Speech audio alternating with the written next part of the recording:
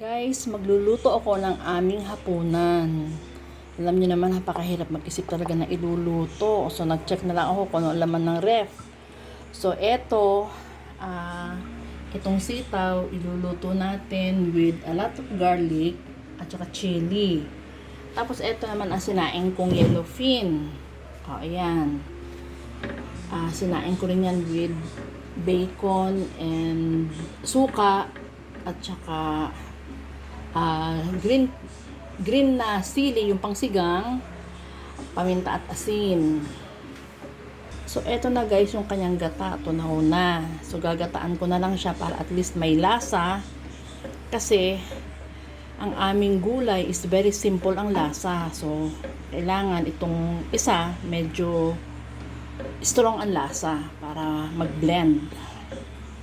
Sige guys, mag-umpisa na ako magluto. Ilalagay ko na yellowfin sa gata. Tinanggal ko na ang ulo guys kasi madudurog lang naman yan. Magiging messy lang ang sabaw. Ayan.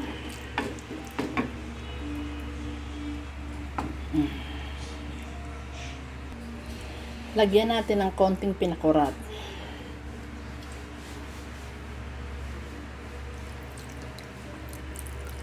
O ayan, tama na yun. Konting asin. Ayan.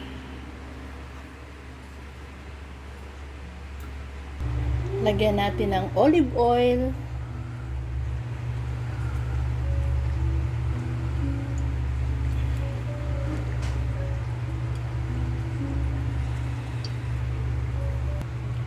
Ilagay natin ang bawang. Golden brown na ang ating bawang. So, lagyan na natin ang ating chili. This time, maanghang itong ating sitaw. Lagay na natin ang ating sitaw. Ayan, hahaluin lang natin ang hahaluin hanggang sa maluto.